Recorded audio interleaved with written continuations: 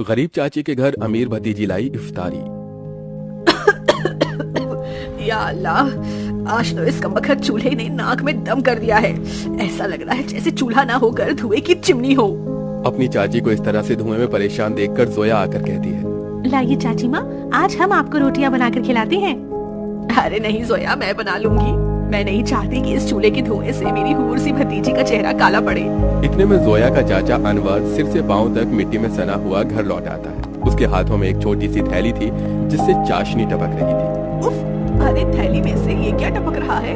अरे माफ करना बेगम, मैं तो भूल गया था। मैं जोया बिटिया के लिए उसके मनपसंद की रस भरी इमरती लाया हूँ। इमरती का नाम सुनते ही 24 साल की जोया किसी बच्चे की तरह उतावली जताते हुए बोली, क्या सचमुच चाचा जान, आप मेरी मनपसंद की इमरती लाए हैं? मेरे मुंह में तो पानी आने वाला था, मगर मैंने किसी तरह खुद को रोक लिया। हम सब साथ में इसे इफ्तार में खाएंगे। अरे नहीं बिटिया, मैं जरा सी ही इमरती लाया हूँ, तू खा ले। मुझे और तेरी चाची को मीठे से खास मोहब्बत नहीं है ना बेगम?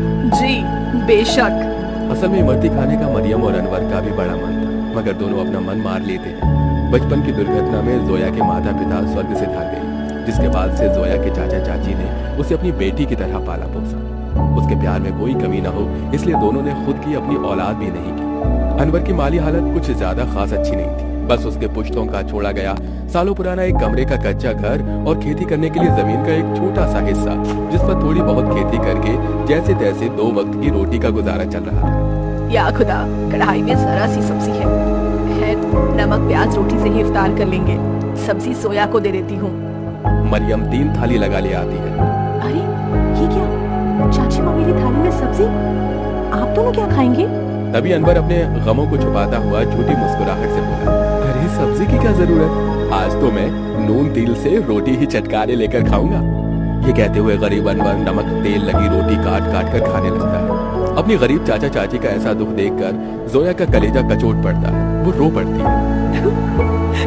चाची माँ, चाचा जान, चलिए इन सब्जी में से खाइए। अरे इतनी थोड़ी खाऊंगी मैं। जोया के गरीब चाचा चाची को उसे जितना प्यार था उतना ही स्नेह उसे भी था। यूं ही दिन गुजरते हैं। सुनो जी, हमारी जोया अब सयानी हो गई है, हमें इसके निकाह के बारे में सोचना चाहिए। जोया, भाई और भाभी की अमानत है हम पर। मरियम, मैं तो दिन रात अल्लाह से एक ही दुआ मांगता हूँ कि मेरी भतीजी को अच्छा घर मिले। अनवर जोया के लिए रिश्ता ढूंढने लगता है, जो कि अमीर खानदान में हिना के बेटे से लग जाती है। अब शादी की तैयारी शुरू हो जाती है। अनवर, अभी तक जोया के निकाह का जोड़ा नहीं सिलाया। 2 रोज बाद उसकी रुखसती है। जानता हूँ बेगम, मगर जितना कर्ज लिया था वो खर्चा हो गया। मैंने तुमसे एक बात भी छिपाई है, मैंने अपनी जमीन बेच दी। क्या जमीन बेच दी? उसी से तो फकत अभी तक हमारी रोजी रोटी चल रही थी। अब क्या करेंगे आगे? अल्लाह मियाँ बैठा है ना रोटी देने वाला मरियम, कुछ तो कर लूंगा। लेकिन जोया हमारी इकलौती भतीजी है, उसका निकाह अच्छे से घर में हो जाए ताकि मन में कोई मलाल ना हो।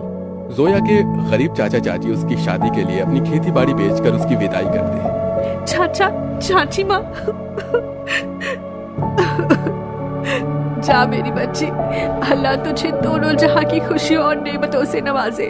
जोया अपने गरीब चाचा चाची के घर को छोड़कर अपने अमीर ससुराल में आ जाती है, जहां उसके सास ससुर नंद जेठानी से भरा पूरा परिवार मिलता है, जहां सास हिना उसका स्वागत करती है। माशाअल्लाह, कितनी खूबसूरत बीवी है हमारे मुराद की। एकदम सही फरमाया आपने अम्मी, भाई की तो किस्मत खुल गई। चलो देवरानी जी, हम तुम्हें तुम्हारा कमरा दिखाते हैं। जोया की जेठानी आलिया उसे कमरे में ले आती है, जो कि बहुत ही बड़ा और आलीशान था। वल्लाह, इस कमरे से भी छोटा तो हमारे चाचा चाची माँ का घर था। यहाँ तो हर शान और शौकत है। अगले दिन जोया नहा धोकर पहली रसोई करने आती है। अस्सलाम वालेकुम अब्बू जान। खुश रहो बहू बेगम। अम्मी जान, खाने में क्या बनाना है? अरे बहू, तुम क्यों खाना बनाओगी? उसके लिए नौकर चाकर है ना, मगर हम सभी तुम्हारे हाथों का शाही टुकड़ा खाना चाहेंगे। जी अच्छा। जोया जैसे ससुराल के ऐशो आराम भरे किचन में कदम रखती है तो नम आंखों से निहारती रह जाती है। उसकी आंखों के आगे अपनी चाची का धुएं में चूल्हा फूकना याद आ जाता है। या खुदा, हमारा ससुराल कितना रईस है। ऐसा लग रहा है जैसे हम किसी जन्नत में आ गए हैं। मगर हमारी गरीब चाची माँ आज भी गीली लकड़ियों से चूल्हा जलाती होगी।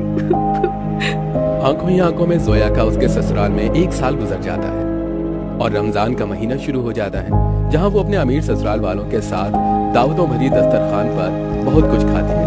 वहीं उसके गरीब चाचा चाची की हालत गरीब बदहाली में कट रही थी। अरे क्या हुआ मरियम बेगम, अभी तक खाना नहीं लाई? मैं वजू करके कब का बैठा हुआ। जी लाई। मरियम कुछ रोटियां रखकर नमक मिर्च के साथ लाती है। जी बस यही है खाने में, रूखा सूखा है खाने में। जाने अल्लाह हमारे दिन कब बदलेगा। बाकी दिन भी रूखा सूखा खाते हैं और रोजे में भी रूखा सूखा खाकर काटना पड़ रहा है।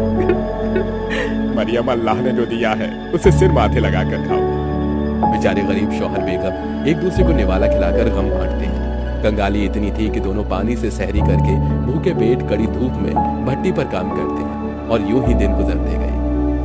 बेगम, अल्लाह के करम से इतने पैसे जुड़ गए, कल जोया के ससुराल इफ्तार दे आते हैं। दोनों खुद पर दुख उठाकर जोया और उसके ससुराल वालों के लिए कपड़े फल मिठाई के साथ इफ्तार लेके जाते हैं। अरे समधी साईं, आप दोनों?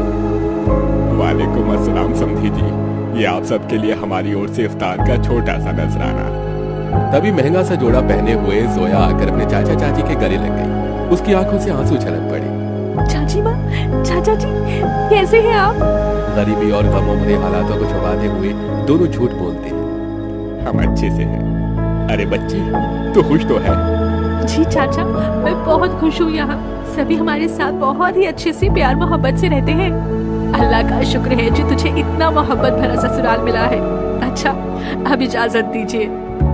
अरे भाई जान, अभी तो आए हैं, अभी ही जा रहे हैं। थोड़ी देर में इफ्तार का समय हो जाएगा। इफ्तार की दावत खाकर जाइएगा। नहीं आपा, हमारे यहाँ बेटी के ससुराल का पानी भी नहीं पीते। हम चलते हैं, अल्लाह हाफिज। उनके जाने के बाद जोया की नंद ने कहा, अम्मी, आपने गौर फरमाया भाभी जान के चाचा चाची काफी कमजोर से लग रहे थे और कुछ परेशान भी थे। नाजिमा, लाजमी है कि वो कुछ परेशानी में है। बहू, तेरे चाचा चाची बहुत ही खुददार हैं। ऐसे तो वो हमारी मदद लेंगे नहीं। एक काम कर, तू भी उनके लिए इफ्तारी लेके जा, इन्हें अच्छा लगेगा।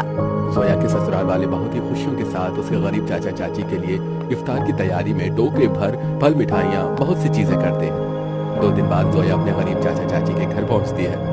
किस्मत तो देखो, उस इफ्तारी की शाम उनके घर में रोटी के लिए भी झखना लगा हुआ था। तभी कुछ लोग अलमारी, कुर्सी, फ्रिज, पलंग इत्यादि अंदर लाते हैं। ये सब किसका सामान उतरकर हमारे घर आ रहा है? जोया, तू मेरी बच्ची। अस्सलाम वालेकुम चाची माँ, क्या बात है? इफ्तार का समय हो गया और आप दोनों ऐसे बैठे हैं। वो हम इफ्तार करने ही जा रहे थे। तो चलिए, मैं थाली लगा कर लाती हूँ। हम तीनों चाचा चाची भतीजी एक साथ इफ्तार करेंगे।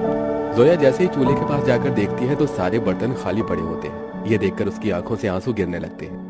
चाचा चाची, इस घर से मेरी रुखसती क्या हुई? आप दोनों ने मुझे इतना पराया कर दिया कि ये तक भी ना बताया कि आप दोनों किन हालातों से गुजर रहे हैं।